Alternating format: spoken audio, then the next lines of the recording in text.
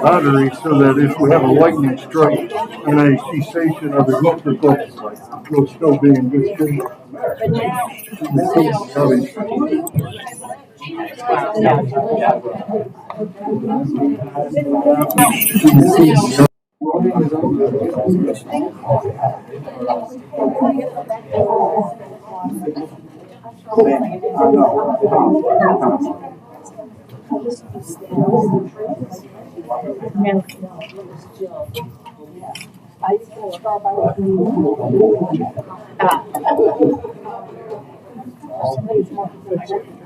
I mean,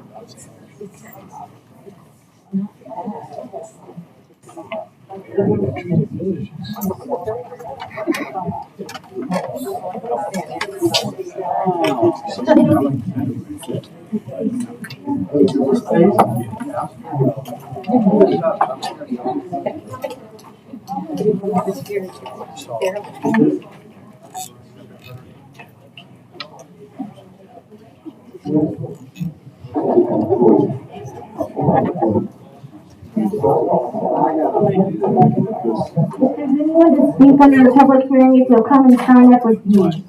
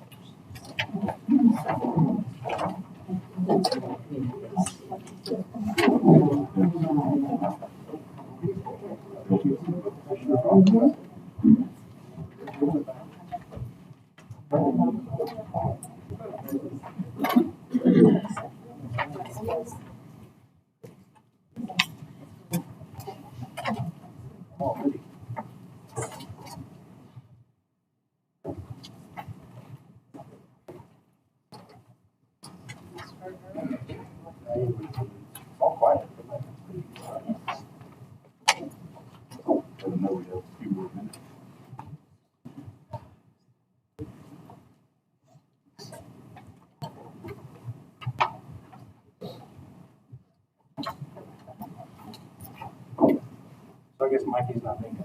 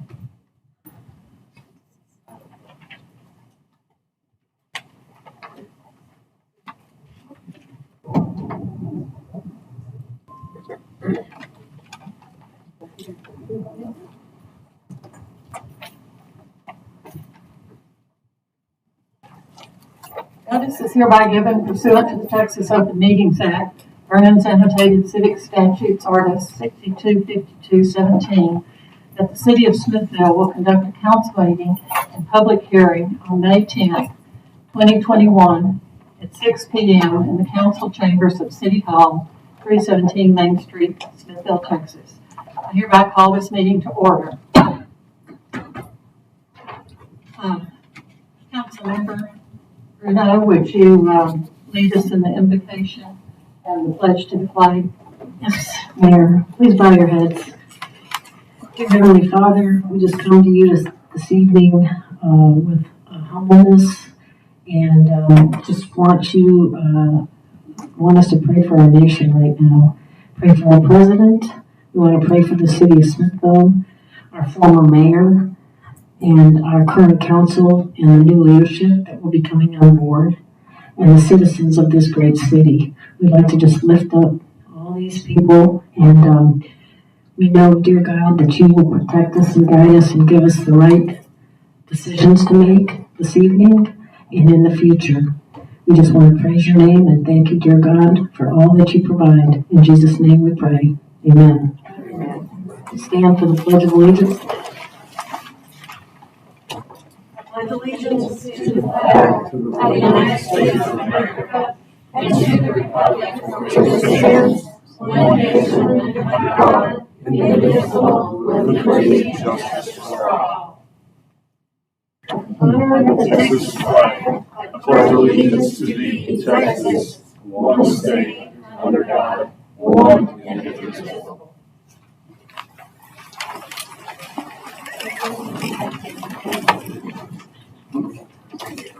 Thank you, Councilmember Bruno. Now we have 3 proclamations this evening, so, and I think we have some people here that will, after I've read the proclamation, I would like for you to come up and we'll have a little photo op. First one is National Historic Preservation Month proclamation. Whereas historic preservation is an effective tool for communities across the nation for managing growth and sustainable development, revitalizing neighborhoods, fostering local pride, and maintaining community character while enhancing livability.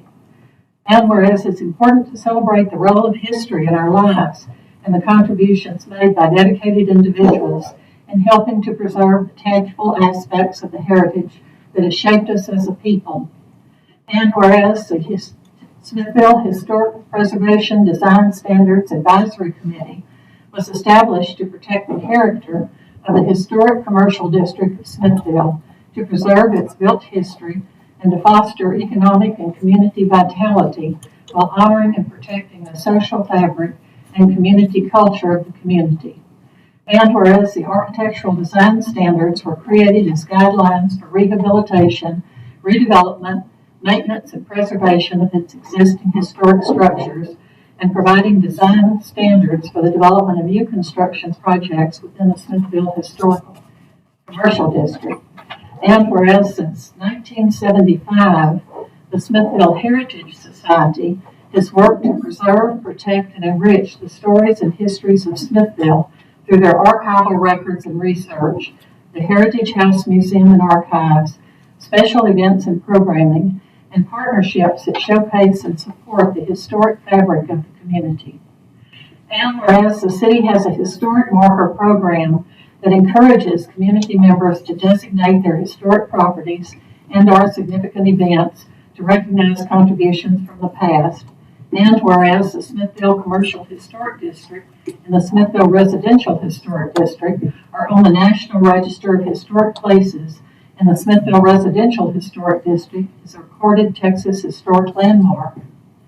And whereas Smithville was once a major passenger hub on the Missouri, Kansas, Texas MKT Railroad, and the James H. Long Railroad Park has been temporarily closed since the building was destroyed in a fire, but will reopen this month and continue honoring our heritage under the leadership of the Smithville Area Chamber of Commerce. And whereas Smithville has a long-standing history and tradition of honors, such as the first film-friendly designation and a vibrant cultural arts district that is officially designated Cultural Arts District, which significantly enhances the historic fabric of our town. And whereas May is National Historic Preservation Month, co-sponsored by the Smithville Heritage Society, the Smithville Historic Preservation Design Standards Advisory Committee, and the City of Smithville. Now therefore, I, Mayor of the City of Smithville, do hereby proclaim May 2021 as Historic Preservation Awareness Month and call upon the people of Smithville to join their fellow citizens across the United States in recognizing and participating in this special observance. And now I would like to invite the members of those committees to come up to the front.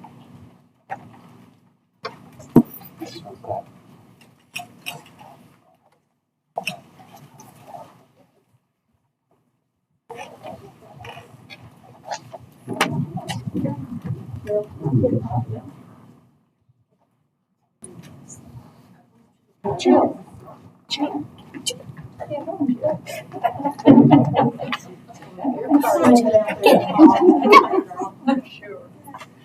One of the ladies keeps going.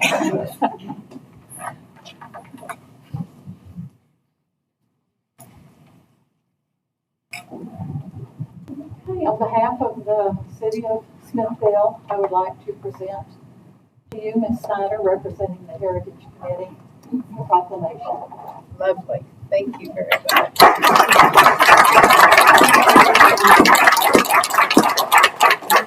Carol, turn it around, please. Oh, awesome. Very nice. Thank you. Thanks, Sally.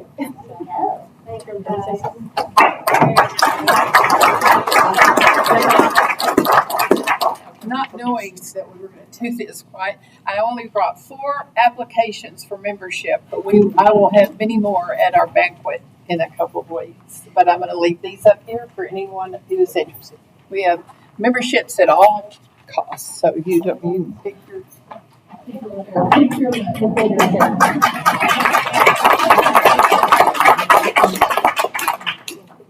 All right, that was the longest proclamation.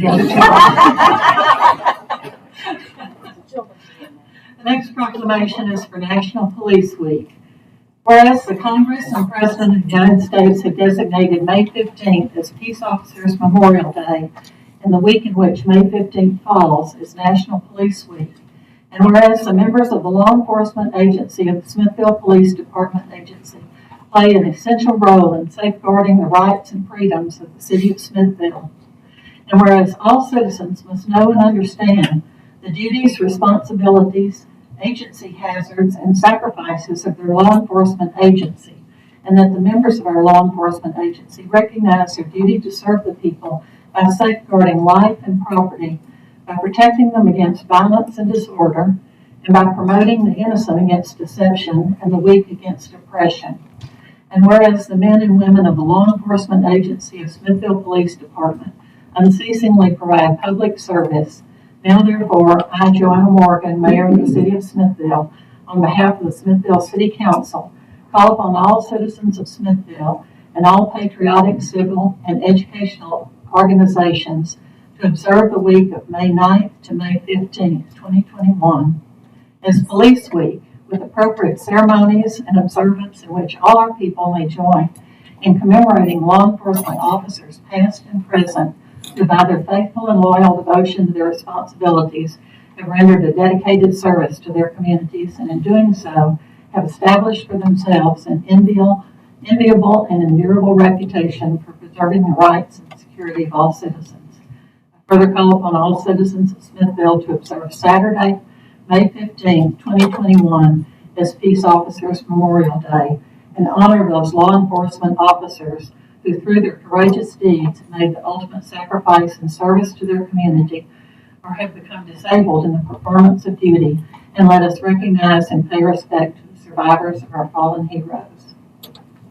We have someone to accept this from the police department?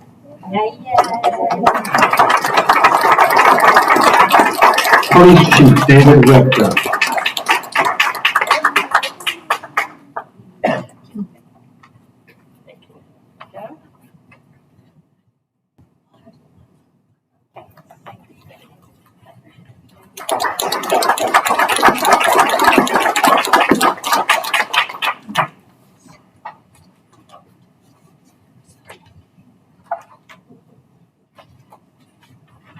And last but not least, we have a proclamation for Motorcycle Safety and Awareness Month.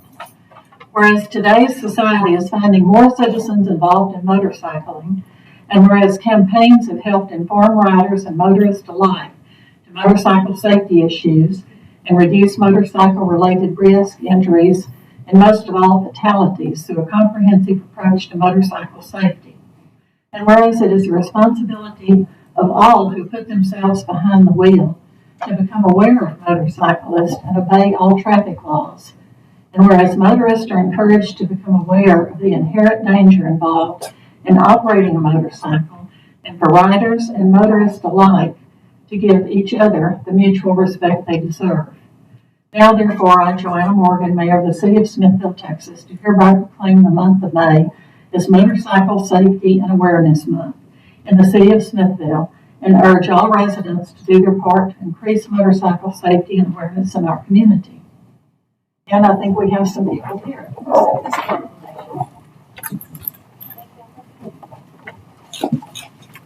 You want to come up? Come on. Do we have any other, Any other riders? Anybody want to join us up here? I'll take the picture if you want to. All right. All right, come on. Will you take it with my phone too? Sure, I'll just take it with this. Awesome. All right. Thank you. Welcome.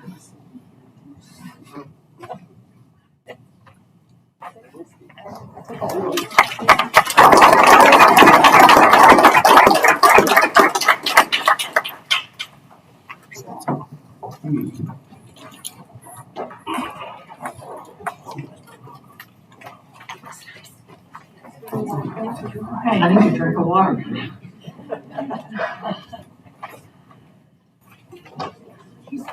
At this point, we were going to recognize Rhonda Yannick and Mike Connick for their service as interim council members. Neither of them will be with us tonight, so I would just like to say thank you to them, and we do have awards for them that we'll be giving to them. Moving on to item 5.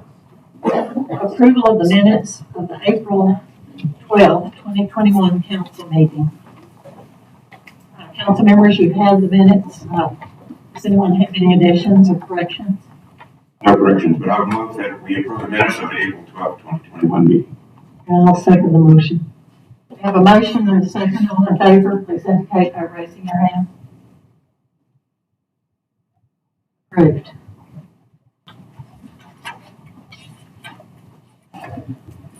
Item 6 is discussion and action on a resolution canvassing the May 1, 2021 municipal elections.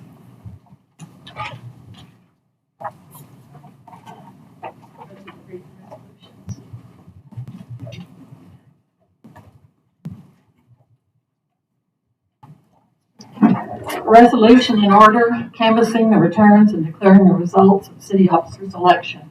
Whereas the general election was held on the first day of May 2021 to elect the hereinafter officials, whereas it appears for said return duly and legally made that there were cast at said election 740 valid and legal votes, and whereas each of the candidates in said election received the following votes: Alderman Place 1, Sharon Forrester, a 2-year term, 640 votes. Alderman Place 2, a 2-year term, Tom Etheridge, 445 votes. Betty McBriar, 270 votes. Alderman Place 3, a 2-year term, Bill Gordon, 435 votes. Charles Deltz, 301 vote.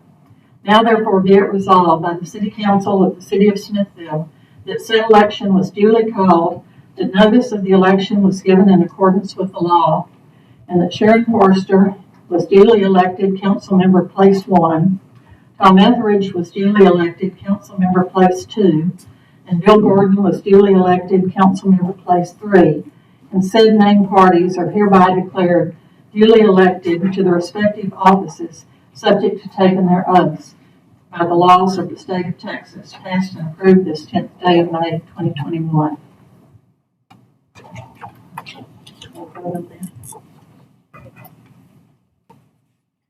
Council, I'll entertain a vote to approve this resolution.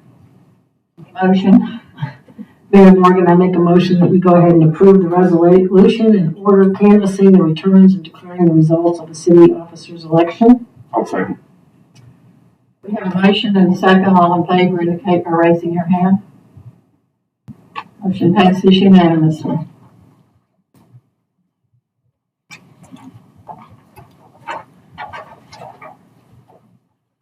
The next is a resolution concerning the special election. Whereas the special election was held on the first day of May 2021 to elect hereinafter officials, and whereas it appears for said return duly elected, duly and legally made, that there were cast at said election 740 valid and legal votes, and whereas each of the candidates in said election received the following votes: Alderman Place 4, a 1-year term, Stan Gertis, 420 votes.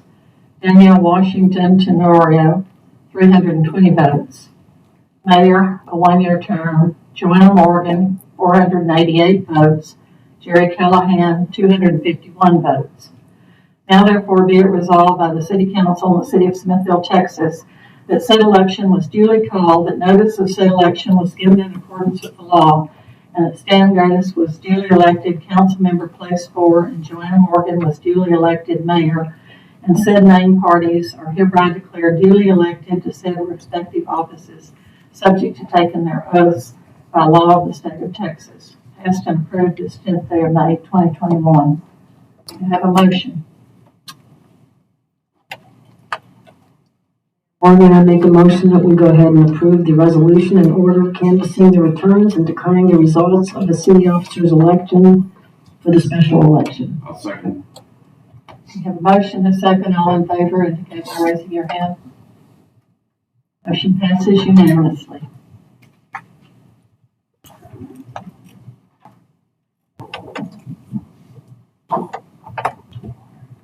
Okay, next we have the administration of the pre-oath and the oath of office for elected officials, which our city secretary will perform.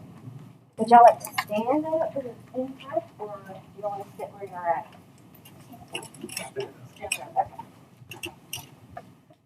And I'll just pause when I say I, and then you'll just state your name, and then I'll read the rest of the statement, and once you're done, then I'll Yeah. Okay. The first one's gonna be the pre-oath. And it's all of them. The pre-oath. And then we'll do the same. We all did it? So I, state your name. Stan Gertis. Do you solemnly swear that I have not directly or indirectly paid, offered, promised to pay, contributed, or promised to contribute any money or thing of value, or promised any public office or employment for the giving or withholding of a vote at the election at which I was elected, or as reward to secure my appointment or confirmation, whichever the case may be. So help me God. This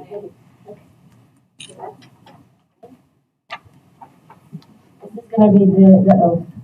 In the name and by the authority of the state of Texas, I state your name. Do you solemnly swear that I will fully execute the duties of the office I was elected to of the state of Texas, and will, to the best of my ability, preserve, protect, and defend the Constitution and laws of the United States and of this state, so help me God? Okay. Okay. I'll get you to sign these so that everybody sees that you're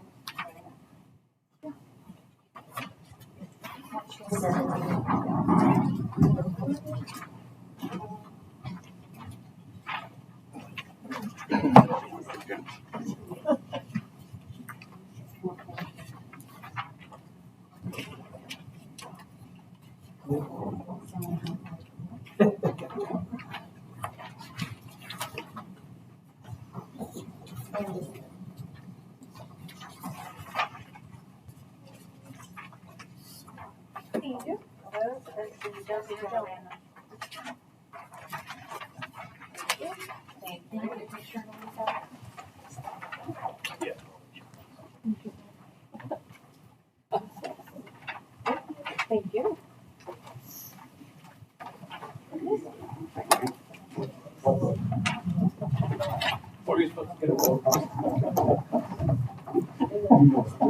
I'll give you your certificate. How about that?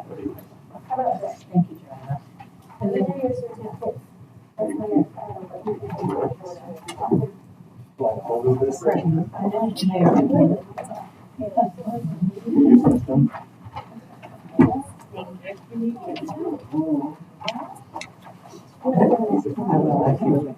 You guys ready?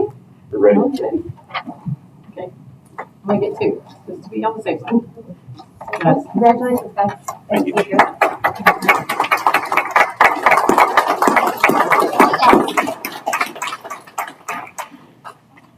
Good work, you guys.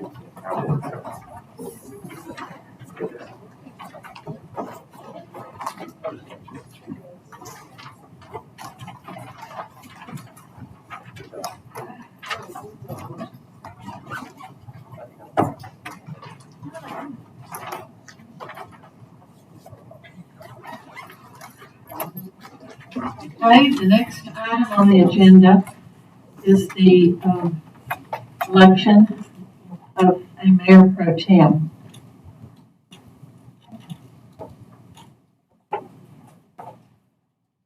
Your motion?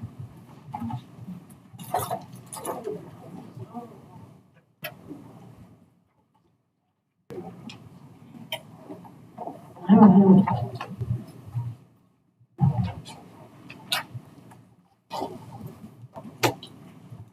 Mayor Moore, I make a motion that we appoint Bill Gordon as the mayor pro tem. Thank you. I have a motion and a second. All in favor, please indicate by raising your hand. Motion carries. Congratulations, Mr. Ford. Thank you.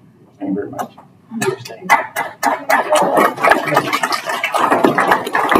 Thank you very much. Jennifer, did you get that hip staying on that? Thank you.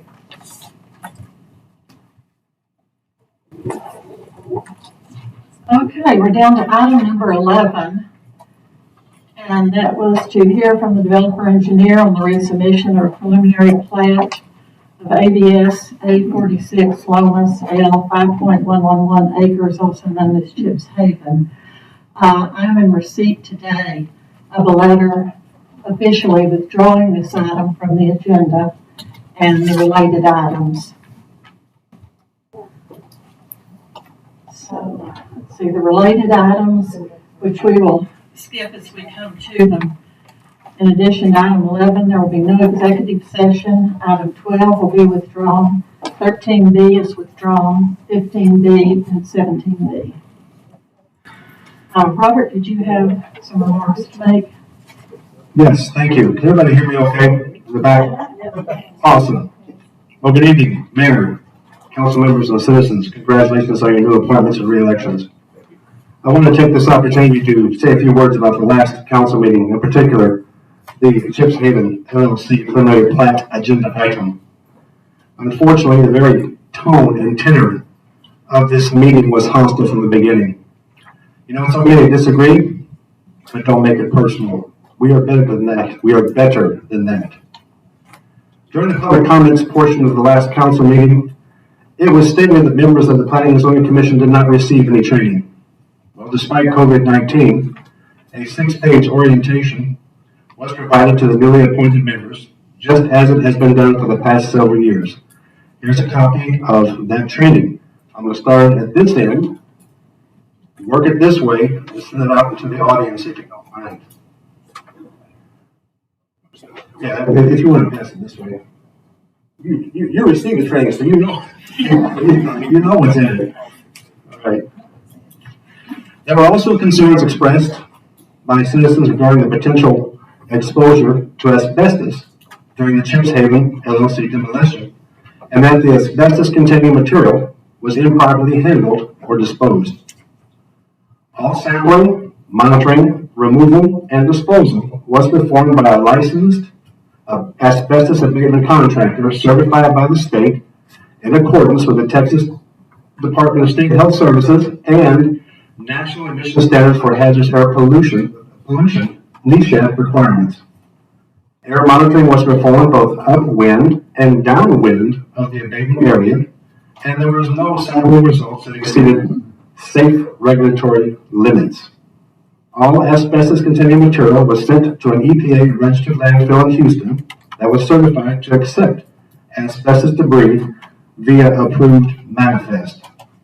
Copies of the monitoring reports and all manifests are available via open records request. I will distribute this to the audience, but I need it back.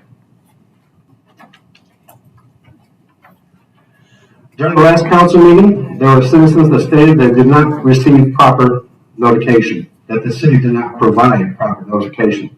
Allow me to set the record straight. 33 notices were mailed to property owners within 200 feet of the Chips Haven LLC property 26 days before the P&Z meeting. Since the last council meeting, the individuals who stated during public comments that they did not receive the P&Z notice have since remembered or admitted that they did. Here is a copy of the notices that were sent and the list of people they were sent to, as well as a newspaper notice stating the P&Z meeting was going to be held on the April 6th timeframe. That notice went to the paper on the 18th of March, 19 days before the meeting. Finally, notice of the P&Z meeting was included in the message section of the March utility bill. We also put it on the scrolling marquee at the rec center. And if you didn't know, P&Z meetings have been held on the same day, the first Tuesday of the month, for over a decade. Having said this, there are opportunities for improvement. Number one, all future P&Z notices will be sent via certified mail to the property owners within 200 feet of whatever property is being considered. The notices will include the requester's application information. This is at an additional cost to the city of about, this last time was about $400. But that will ensure that the information is received or will become returned if the individual it was sent to didn't pick it up from the post office. Number two, improvement. During the public comment portion of future P&Z and or council meetings, the entity involved or referenced on the agenda, for example, the developer or the property owner seeking the variance, will speak first. Afterward, citizens who have signed up to speak in favor of or in opposition to the agenda item may do so. I feel this would quell a bunch of the comments that happened during the last meeting had the developer gone first. Third, P&Z meeting notices, the agenda, and all of the background information, for example, the application, will be published on the city Facebook page and city website. So it's a little frustrating to me when I hear citizens say they didn't know about the meeting when we are doing everything we can to publish that information in all forms that we could possibly have available to us. Bottom line is, if citizens, get involved, stay informed, and let's make a difference. Thank you, Robert. I think that's important. And we try very hard to communicate, to be transparent, and please believe that's always the intent. If you ever have any questions, never hesitate to call myself, Robert, any member of the council with any questions you have or any suggestions you have. Okay, moving on to item 13. We're now ready to hear a recommendation from Planning and Zoning.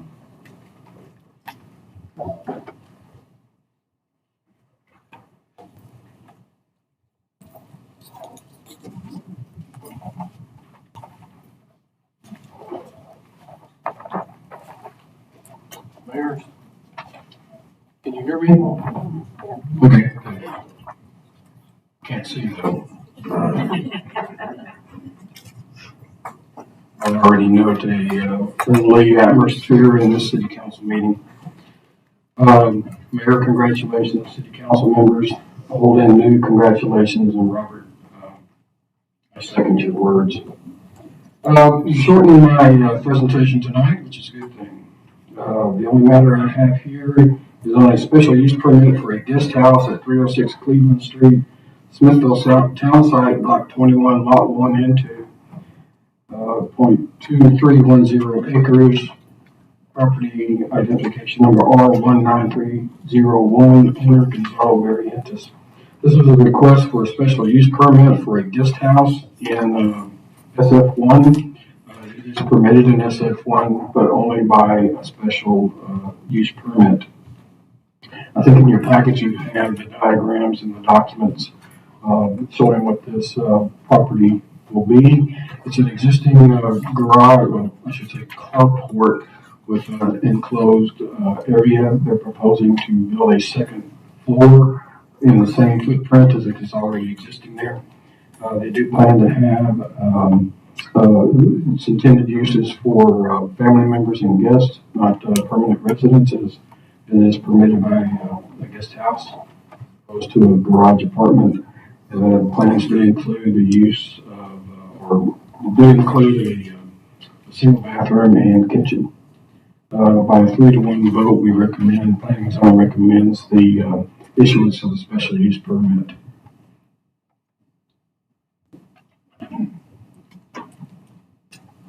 Any questions? Great, thank you. Thank you.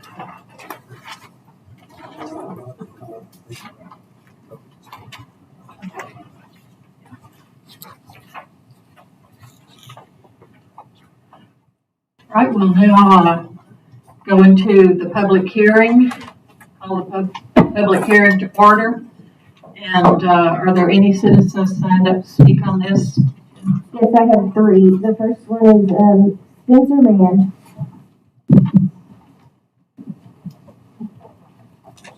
For the special use permit or for the annexation? That's all I have been signed up for. Just the seat. Okay. I'm sorry. Per my prior statement, we're going to allow the developer to come up and speak to the annexation and then allow the citizens time, opportunity to talk. Okay?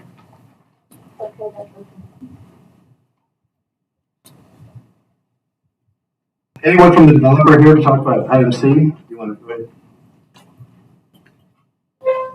Okay, this is on a petition for annexing property described at 7.115 acre tract out of the Lewis Lomas Survey, A46 in Bastrop County, and all that certain 7.122 acre tract described as lots 1 through 26, 33 through 72 as part of Quail Hollow Street of Quail Run Town Subdivision is recorded plat in Cabinet 1, pages 191A and 191B, Bastrop County plat records.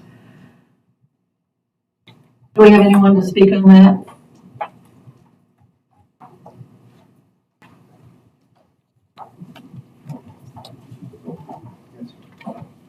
No.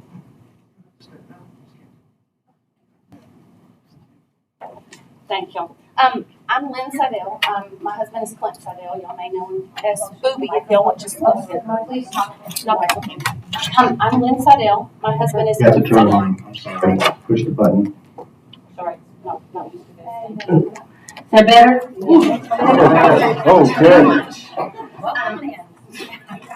I'm Lynn Seidel. My husband is Clint Seidel. Y'all may know him if you went to school with him as Booby. Yeah, this is my sister-in-law. I have another one in the back. My son right here. We actually a couple of years ago, Clint bought some property, and he's contemplating what to do with it. Wanted to do a watermelon patch first. Anyway, one thing he always wanted to do was have it annexed into the city and build homes. He knew that there was a need in the city of Smithville for some homes, and we've wanted, as I said, the main thing right now is to be annexed. We do, I guess, so you'll know what our vision is small cul-de-sacs, low traffic, very safe, small homes, roughly between 1,400 and 1,700 square feet. We just feel like it's beneficial to us, and it is also beneficial to the city. I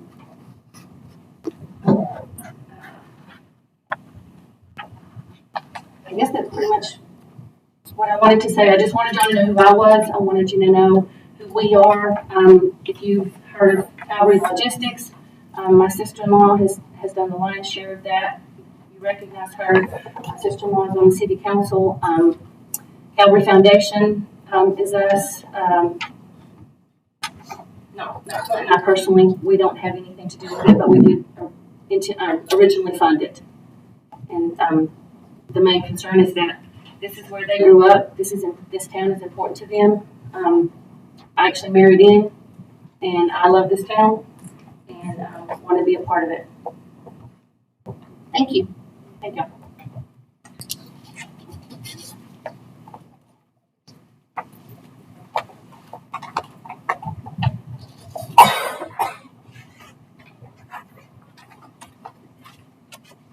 My name is Tim Sanders with Bethco Engineering. We're working with the Seidels on developing the property.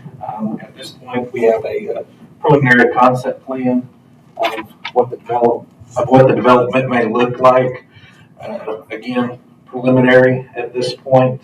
No detailed design yet, but we're working to make sure that we can develop a product that both the Seidels would be proud of, that we can be proud of, and of course the city can be proud of. So basically just wanted to present this to y'all as far as what the vision of the owner is at this point.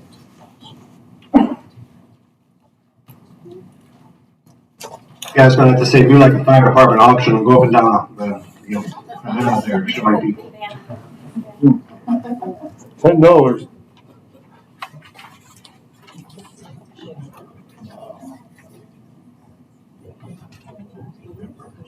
Is the Southern Road going to access 230 as shown? Yes, sir. Will you go through the Quail Run as an access port to the west? It's not planned at this time. Sure.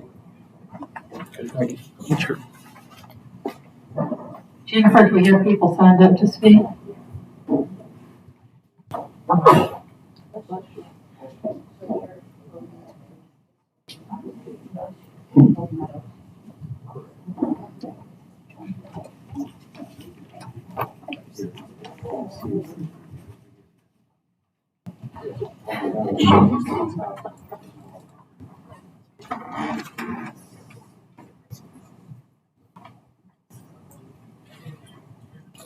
Speaker. Okay. I have Spencer Mann. When you do get up to speak, please state your name and your address. Thank you.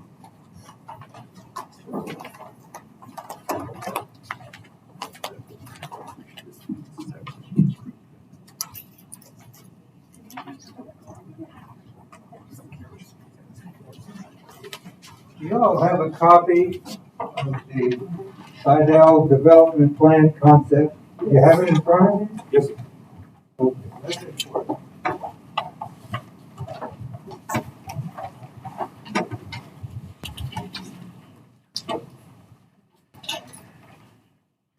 My name is Spencer Mann, and I live in the Oak Meadow Retirement Community. 30 years ago, a man had a dream. He dreamed that he could build a safe and quiet retirement community away from the busy traffic of Highway 71 and Loop 230. Through many hours of hard work and his own money, he put in the roads and subdivided the community. He built Oak Meadow Drive, Leah Lane, and Looters Lane. Oak Meadow Drive, Looters Lane, and Leah Lane. Looters Lane is named in honor of the man who had that dream, Benny Looters.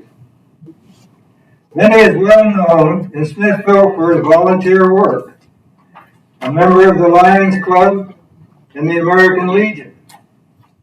You will find his name in the Veterans Memorial Park as a veteran of World War II and Korea.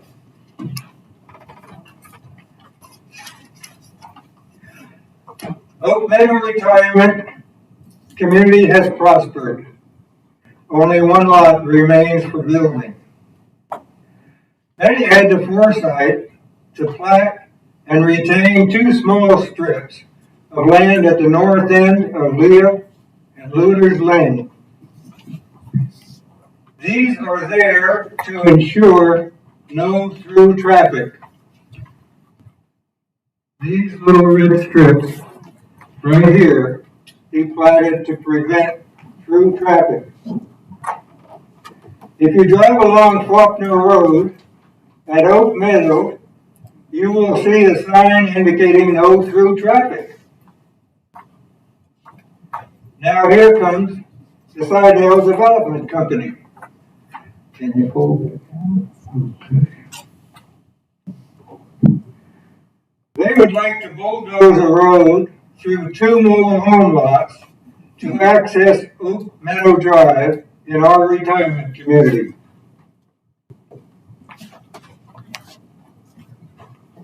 They're proposing to come through these 2 mobile home lots from their development onto Oak Meadow Drive.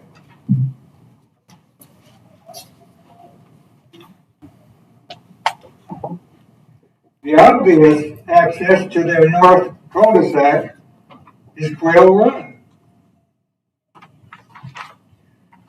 I live right here in that little red house there, adjacent to Oak Meadow Drive. My bedroom is 4 paces from Oak Meadow Drive.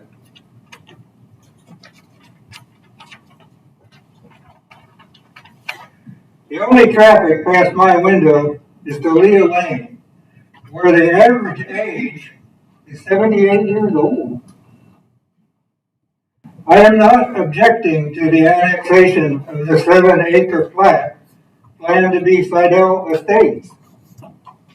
What I am objecting to is the conversion of 2 trailer lots into a roadway, which violates the sanctity of our Oak Meadow retirement community.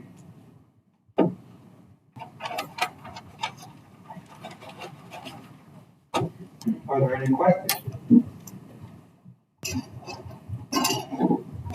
So, the 2 mobile homes, I'm a little confused. They're physically there right now? No, they're vacant lots. They're vacant lots. But as you can see, that area is platted for mobile homes. So that road would go all the way through is what you're showing us. Oak Meadow Drive, past the 2 mobile vacant lots and continue on. Oak Meadow Drive ends at Leah Lane. Okay. But that red line that you've got extended, where's that going? The one from Leah Lane, you got a red line that goes off the... This red line indicates the annexation area, and it's annexed under that number.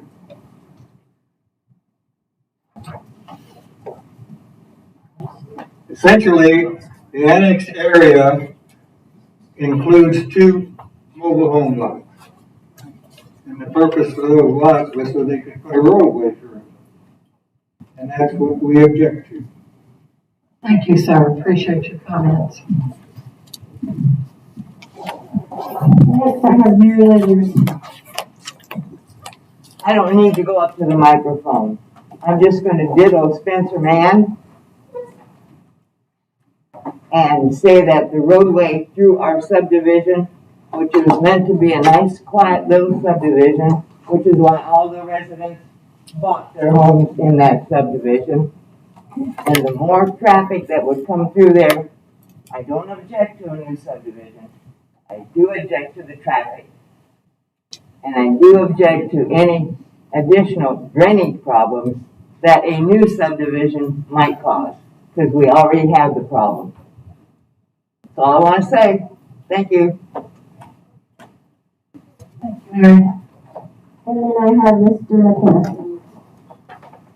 As I walk to the podium, please let me sincerely and profoundly congratulate each of the members that through a grueling election prevailed in that election. Welcome. I too, Mike McKenna, live at 501 Leader, 501 Leah Lane in the mentioned subdivision. I've come before you tonight with just two suggestions, two solutions. That's why I'm listed as TBD, which is bureaucratic for saying to be determined as a position on the issue before you. Do I need to speak into the microphone, or is Mike loud enough at this point? Thank you. We have one entrance to that community which serves housing and residential to 15 people. If we lose Oak Meadow Drive through ingression of construction equipment and materials, we're in trouble. The city's in trouble because it owns it. We, being in support and consonant with everything these people are doing as a city council, would like to help them minimize costs, defray any sort of problems such as transportation. In that spirit, and given to each of the council members by our fine city secretary, is just a small page.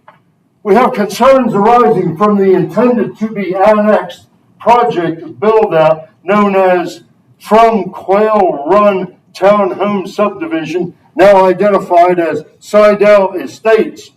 A certain subdivision of 28 more or less units of 1,400 square foot to 1,600 square foot residential housing units south of the original and existing Oak Meadows retirement community.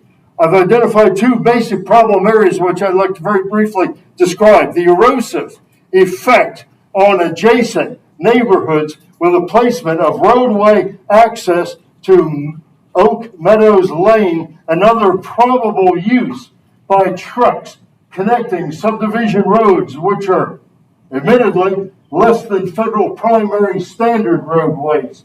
This is in keeping with the 1947 road standards which the county of Bastrop had adopted. They make certain of damage which will be caused by frequent use of material trucking, gravel, material support, cement trucks, all leading to rapid erosion of road surface and substrate thereto.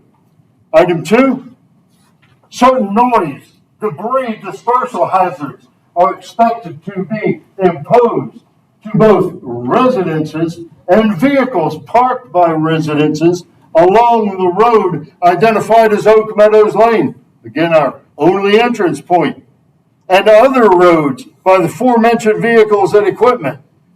I think it was Napoleon at one point that said, if you bring me a problem, bring me equal number of solutions. So my 2-point solutions, as a function of the approval processes to permit build-out, it is suggested certain road improvement requirements to minimize destruction of the subdivision streets used in the build-out be mandated so as to minimize costs to the city, its citizens, and adjoining neighborhoods who will suffer from road destruction during development build-out process. Item 2, should the affecting repair improvement requirements not be possible, it is suggested that the use of Oak Meadows Lane and possibly other roads be prohibited from use. We'd like to see things both remain as they are and also improved. There were 2 other items. Mr. McKenna, Yes. I think your time is I see, up. my time is up. But thank you. Thank you, council people.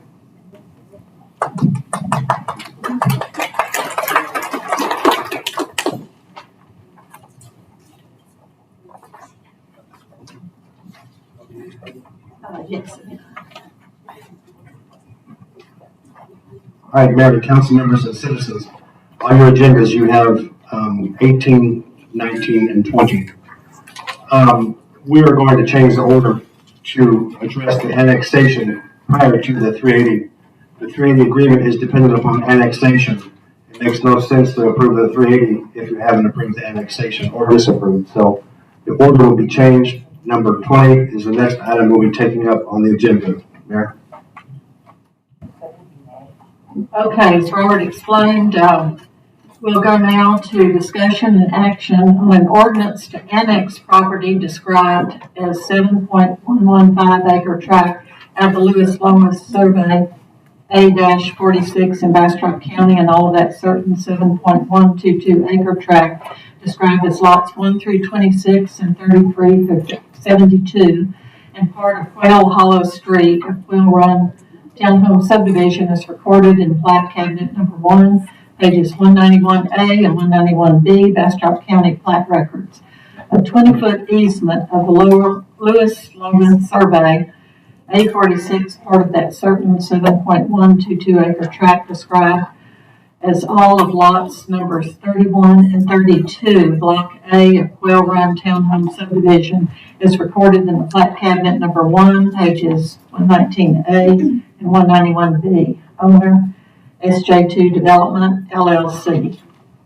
I'm proposing ordinance 17A.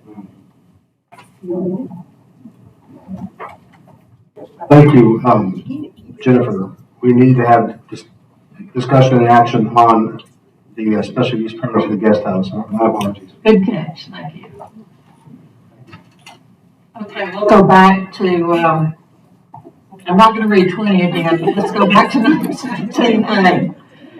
This is a special use permit for a guest house at 306 Cleveland Street, Smithville Town Site, Block 21, lots 1 and 2, acres 0.2310, our number 19301, owner Gonzalo Barrientos. Mayor Morgan, make a motion to go ahead and accept the special use permit for a guest house at 306 Cleveland Street, Smithville Township, Block 21, Lot 1 and 2, acres .2310, Romeo 19301, owner Gonzalo Barrientos. I'll second. A motion and a second. All in favor, please indicate by raising your hand. That is unanimous. Thank you. Congratulations, Ms. Barrientos.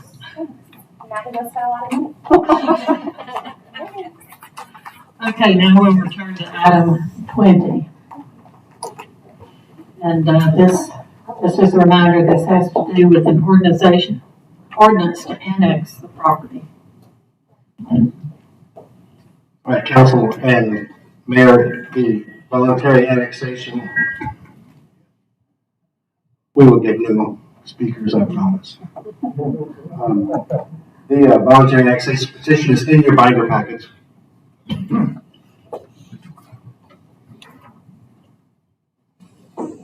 if you approve this ordinance, it will authorize annexation of the property into the city limits. So, Charles. Can I ask a question? Okay, so we're approving just the annexation piece at this point.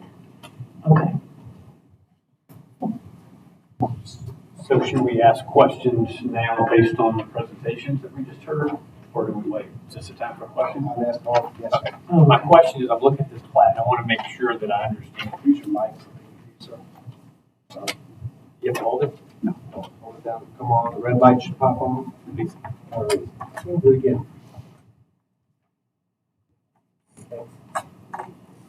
Malfunctioning mic? Just one of them that Maybe get new microphones and get those new speakers.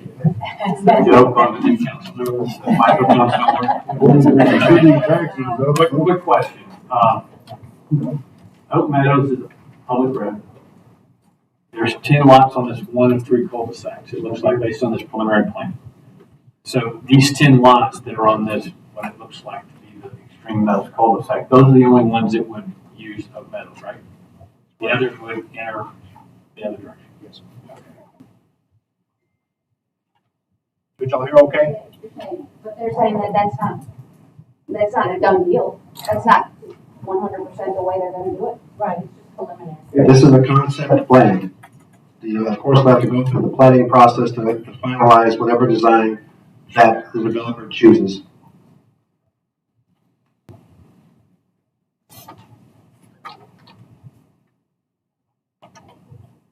Any more questions?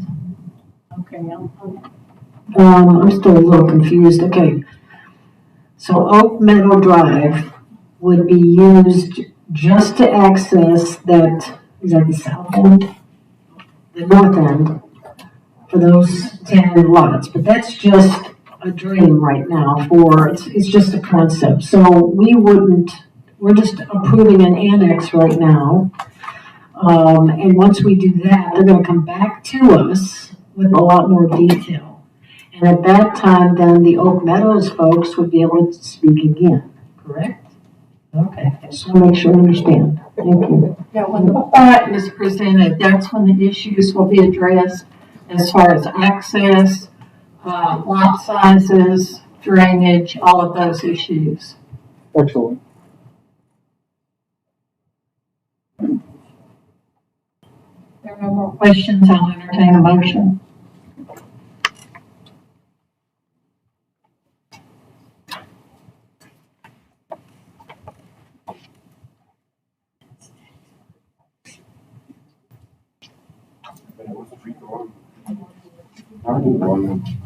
I can do it. Go ahead. I can do it.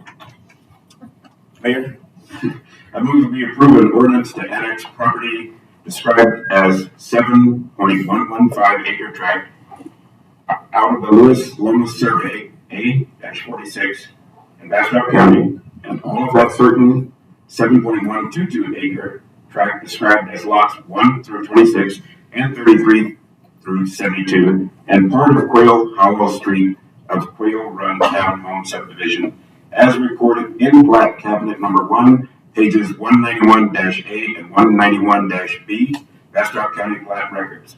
A 20-foot easement of the Lewis Lomas Survey A-46, part of that certain 7.122 acre tract, described as all of lots number 31 and 32, Block A of Quail Run Townhome Subdivision, as recorded in Black Cabinet number 1, pages 191-A and 191-B.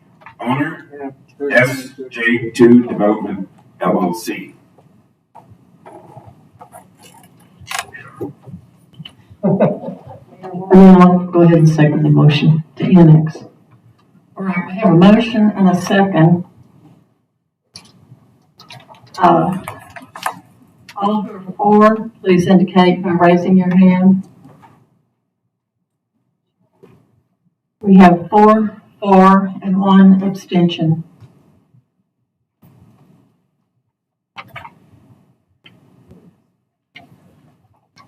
Thank you, council. Now that we have resolved the issue of annexation, we'll go next to item 19 with this discussion and action on a service plan agreement between the City of Smithville and the SJ2 Development LLC in regards to the annexation of 7.115 acres. Robert, would you like to? Certainly, pursuant to Texas Local Government Code, Section 43-0672, the city shall identify and provide mutually agreed municipal services within 60 days of annexation.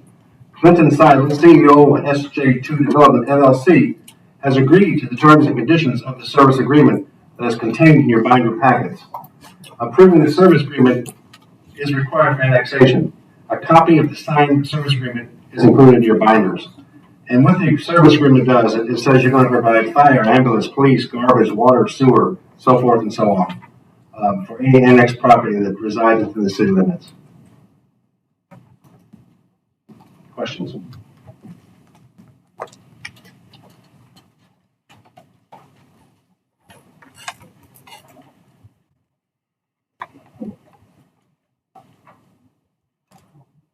There are no questions. I'll entertain a motion. Mayor Morgan, I'll make a motion that we go ahead pursuant to Texas Local Government Code 43.0672.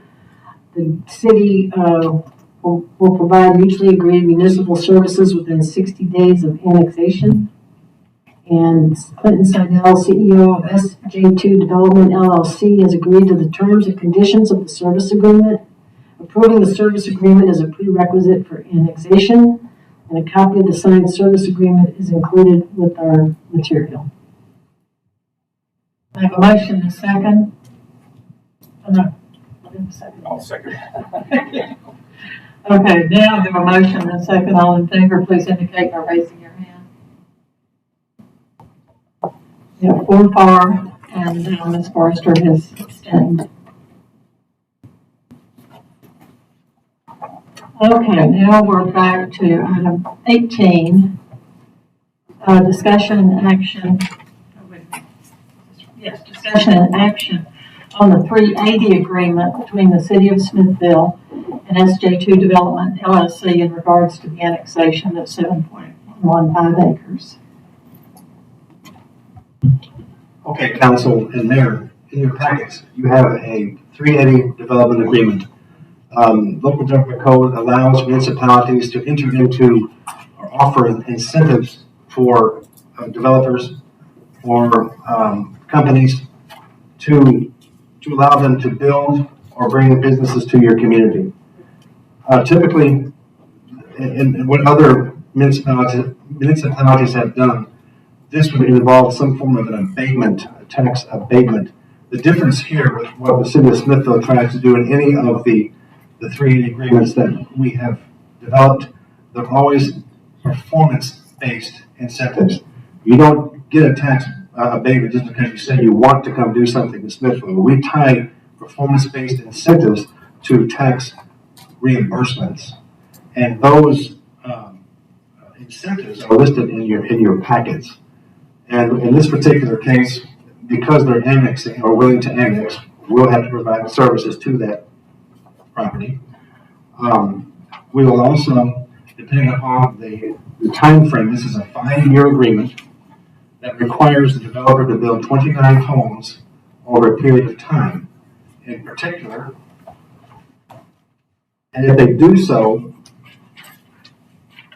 they are eligible to receive their rollback taxes, be reimbursed. They're eligible to receive whatever city property taxes that they have paid, but only if they hit the targets. And the targets that we've identified, for instance, in the first year, they have to begin construction. Before the end of 2021, this year, they have to start construction, and construction is defined as 5% of the total cost of the development, which is $750,000. They have to complete the infrastructure. Part of the deal here is that the developer gets something, the city gets something. Annexation, the city will receive property taxes. We provide the services, the city will receive revenue from water, sewer, and electric. Part of the 380 agreement that we're working on is that the developer has to pay for all the roads, curbs, gutters, infrastructure, and then turn it over to the city within 1 year. Okay? In 2023, if the developer builds 10 homes, then they are eligible to receive a tax reimbursement. They'll pay the taxes, we will reimburse them. In 2024, another 10 homes, and finally in 2025, another 9 homes for a total of 29 homes built. If the developer does not hit these targets, they do not get the reimbursement. In your packets, you have calculations of various revenue sources and streams and gives and takes and puts and takes. And in summary, if SJ2, if you decide to approve this 380 agreement, if the Saddle Estates meets their requirements in this 380, they will receive 100% refund of their rollback taxes. Again, this is city only. They'll receive 100% refund of the property taxes, city only. They'll receive a 50% discount on water and sewer tap fees. There'll be 100% discount for the cost of bringing underground electric to the property line. The developer will still be responsible for bringing the electric from the property line to the meter on the house. In return, the city is going to receive a utility easement, which has already been granted. We receive property taxes and permit fees. We will receive the revenue from water, sewer, and electric. We will receive the roads and other infrastructure that has been paid for by the developer. And we're going to see an increase in sales tax because you're bringing 20 new families to the community. Are there questions? Good. You'll have to indulge the newbie here on 380. A couple of questions. One is, I couldn't get to it. I think we have to have. Sure. Thank you. Charlie Crossfield and his firm are pretty well respected and experienced in this space. They do Round Rock, Elgin, some other obviously Smithville. Do they draft this document, or does the city draft it with their advice? Okay, the question was, Sheets and Crossfield is on Round Rock, and we've used them, I would say 15 to 20 years, Sheets and Crossfield. So to answer your question, yes, the city attorney drafted this document, the base document, with my input regarding performance-based incentives. So is that Charlie? No, performance-based is me. I provided that to him. He said, yeah, that's a good idea. So when we see a 380 in here, is this the execution version, or is there comments that we can change this based on council comments? This is the execution version. Okay, so if we make comments and it has to change, does it have to come back to council with a change, or could we approve it with changes, and then if the counterparty agrees to it, it doesn't have to come back? You can do a conditional approval pending agreement with the developer. I mean, this is ongoing negotiation. Okay, so on your chart here, and these pages aren't numbered, so I'm gonna have to show it to you. This page right here, the red developer credits are 150,574, and then when you look at what the city gets, those are recurring that go into perpetuity. So it underestimates what the city gets, right? Because we'll get taxes and revenue from utilities beyond the 5-year period. That's correct. So it does understate the value to the city considerably. That was a conservative approach to this process. Correct. Perpetuity, 45,000 on taxes. Right, and the value for the homes, I hadn't heard the 1,400 to 1,700, but maybe it's right that the value that you use for your assumptions is, I think, relatively low for the value of the homes, just as a comment.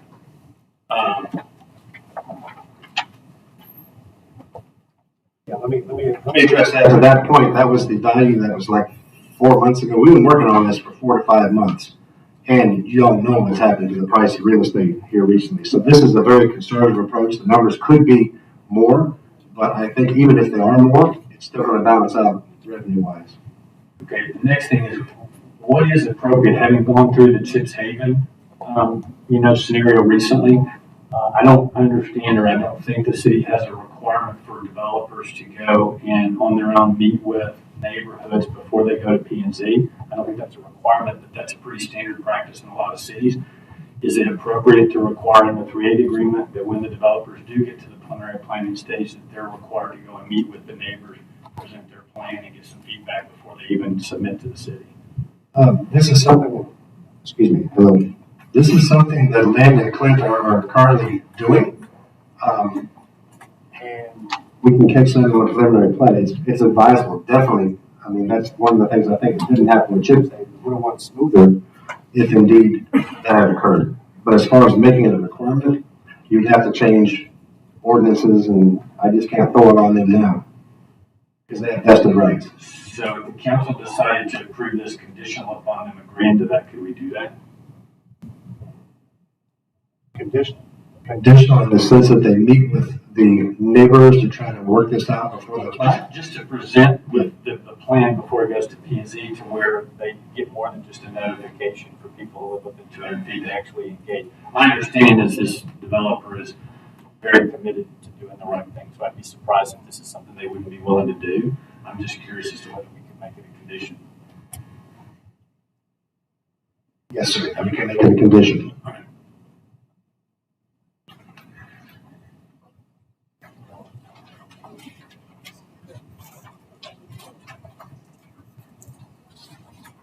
And there's several places also in here where it says the developer has to comply. Is the intent that they have to comply with the regulations that are in place at the time they make the application, or are they set in compliance with where they are today when the 380 is signed? They're set in compliance as they are today. That's the whole vested rights thing. If you change something in the future, you can't go back and make them do something different. So if this has been discussed, we undertake an initiative to relook at subdivision regulations and zoning and they were to change, they would not be held to that standard, to the one that's in place today. You are correct, sir.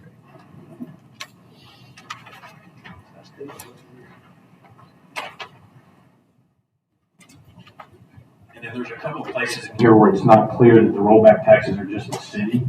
You did say earlier that it's just the city, is that correct? That is correct, sir. Sheet number 2 tells you what the exact calculations are for rollback on this property. And it is only the city.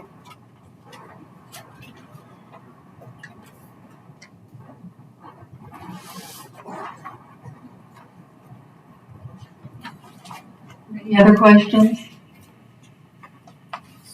So, Robert, if we were to put a condition in there, what section would that, where would we put that in this, chapter 380? Your condition would be, it wouldn't be in the 380, it would be upon the approval. We approve the 380 with a condition that. Okay, very good, thank you.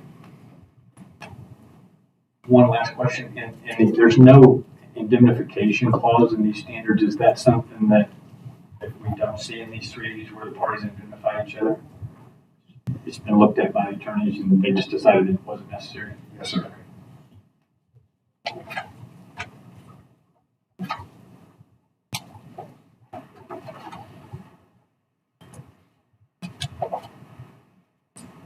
Any additional questions?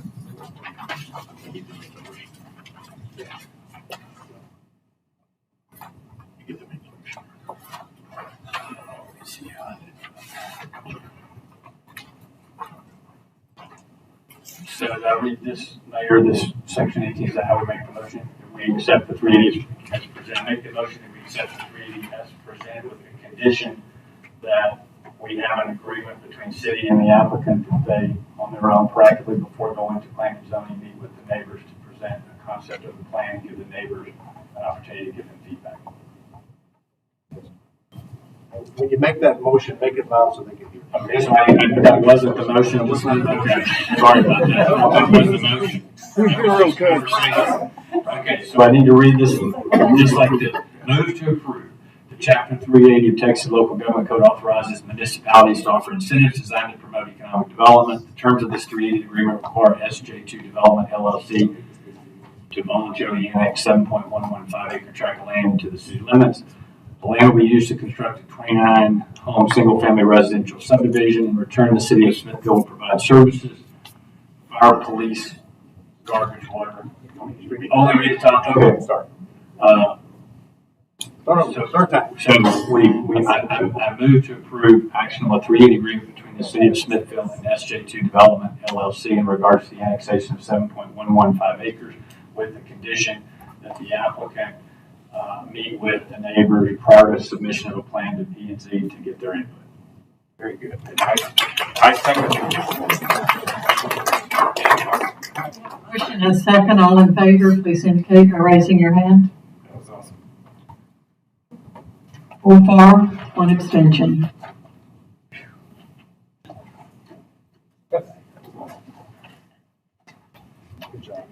I think you guys do a great job putting those calculations together. Thank you, yeah.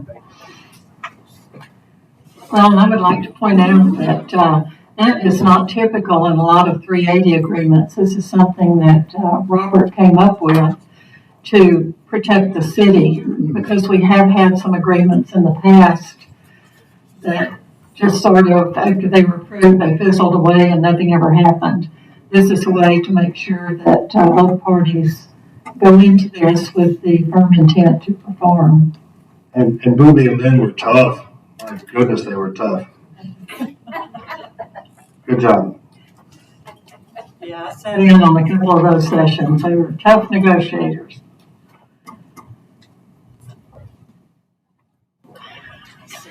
Here. Yeah, we done it. It's a long night, Robert. Okay, moving on to item 21. Discussion and action on the appointment to the Planning and Zoning P&Z Commission to replace Tom Etheridge. Okay, Council and Mayor, there were 6 applicants who expressed interest in serving on the Planning and Zoning Commission. Just to let you know, I don't do this in a vacuum. This is one of the few boards that the city manager recommends appointment in addition to the airport advisory board, which the airport manager kind of makes sense. But I don't do it in a vacuum. I solicited feedback from the Planning and Zoning Commission, Planning and Zoning Chairman, the mayor, and anyone else who would listen. And the recommendation was that Mr. Edward Lick be appointed to replace Councilmember Etheridge as a member of the P&Z Commission. Mr. Lick submitted a letter of interest to serve on the P&Z that is in front of you. It didn't make it to the binders, but you have his letter of interest. And I recommend approval. Comments, questions? There are no questions. I'll entertain a motion. Mayor, I move approval of the appointment of Mr. Edward Lick to the Planning and Zoning Commission to replace Tom Etheridge. Is he here around today, Mr. Lick? I didn't see that. Okay. All right. Waiting for a second. I'll second. We have a motion and a second. All in favor, please indicate by raising your hand.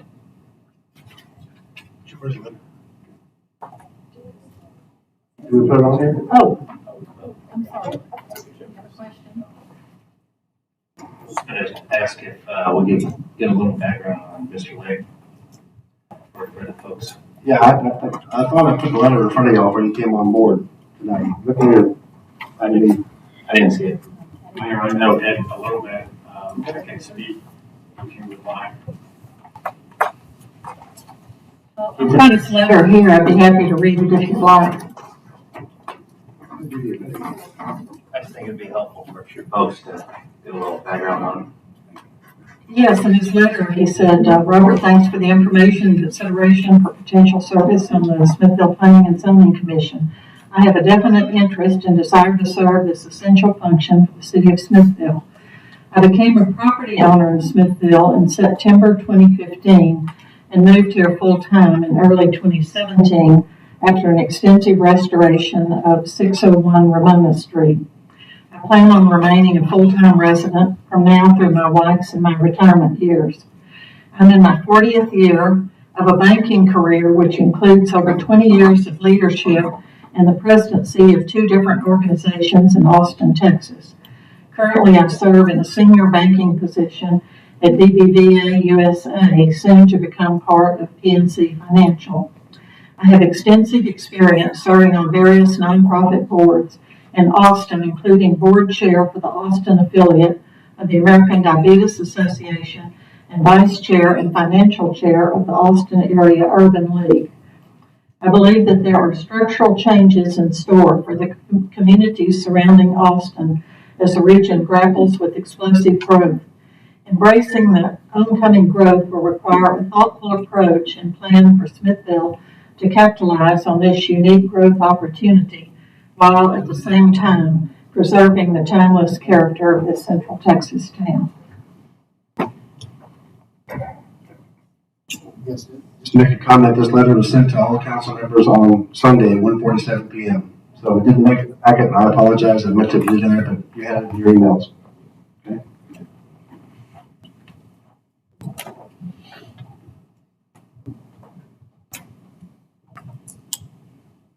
No further questions? I'll entertain a motion. Do we have a motion and a second? We just need a vote. Oh, thank you. Okay, all in favor indicate by raising your hand. The vote is unanimous. Thank you, council. Robert, yeah, we received it. I just wanted the folks here to get a little background on Mr. Lick. I wasn't talking about things up here, but a lot of folks were wondering who he is and who he. Good point. Thank you very much. Okay, item 22, discussion and action on a resolution supporting City of Smithville's application to the Texas Department of Transportation's 2021 Transportation Alternative Set-Aside Call for Projects. Okay, council and mayor and citizens, this is another opportunity for the city to receive a grant for sidewalks. This particular grant is $850,000 worth of sidewalks that go from Mills to Webb on the south side of Loop 230.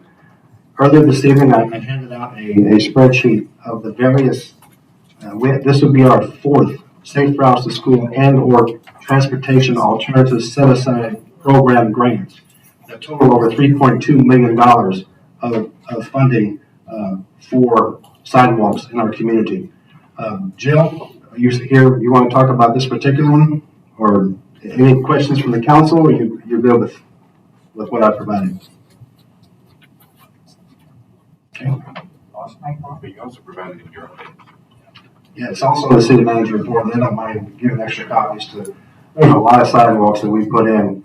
I would say if you add, going back to 2014, there's probably $5 million to sidewalks if we push this forward to 2023 that we're getting for our return on our investment.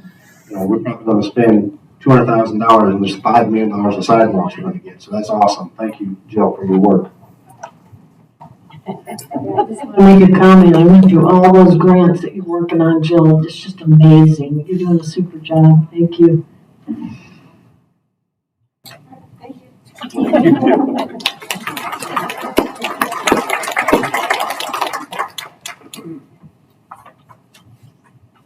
All right, I'll entertain a motion. Morgan, I make a motion that we go ahead and approve the resolution supporting the city of Smithville's application to the Texas Department of Transportation 2021 Transportation Alternatives Set Aside Call for Projects. This resolution allows the city to enter an agreement with TxDOT for the construction of $850,000 in sidewalks along the south side of Loop 230. There's no match required should this project be selected. And a second, all in favor, please indicate by raising your hand.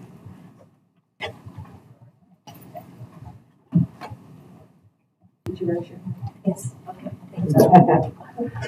Okay, that was approved unanimously. Okay, we're finally down to the last item on the agenda, and we are so glad to have Cynthia White back with us. This is discussion and action on the approval of the financial report. Cynthia, can you feel like giving us an overview?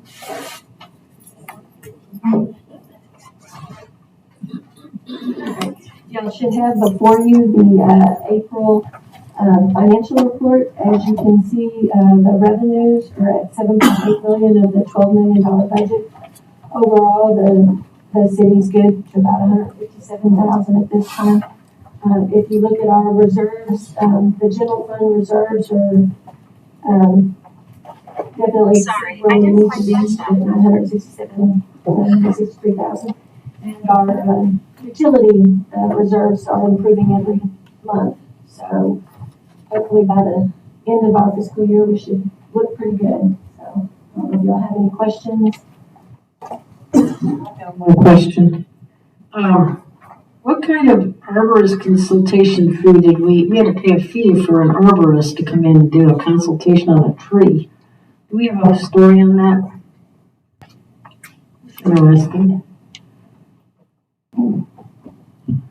Yes, ma'am. So we actually have a tree advisory board, which are members of this active council. If ever there's a tree in the city right away that needs to be taken down, we have to have an arborist to come evaluate it. If it's diseased, if it's this, if it's that. So that's what that was for.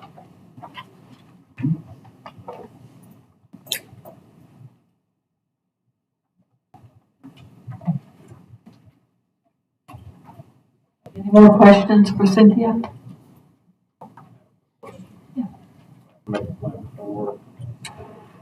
April is 58% through the fiscal year, and there's, as you might expect, a lot of instances where we're a little bit above or below, and in some cases a lot above and below. Is there any areas where you have any concern about the end of the fiscal year being in balance? No, the general fund looks really good. Most of that's all pretty well on target.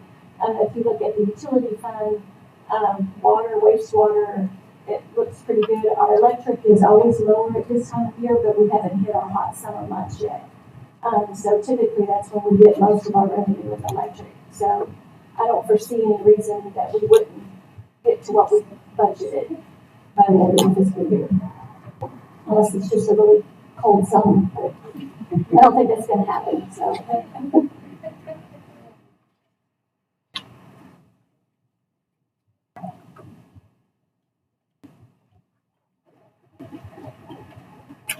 Entertain a motion.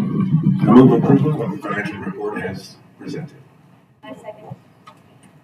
All in favor, please indicate by raising your hand. Motion passes unanimously. Thank you, council. Anyone have any comments to make before we close the meeting? Let me just say, Cynthia, I know you were really sick for a while, and I mean, you're amazing. You came back and, you know, this is a lot of work. So I appreciate all the hard efforts that you do for the city. Thank you. April, I'd like to give you a chance to promote the dedication of the chamber. Oh, sure. Everyone's invited. Please mark your calendar for June 2nd at 5 o'clock to come and see our beautiful new visitor center, railroad museum, and chamber of commerce building. We'll be cutting a ribbon. There'll be live music. It'll be very nice. So please come and see the bigger and better building down at the end of Main Street. What's that date again? June 2nd. Okay.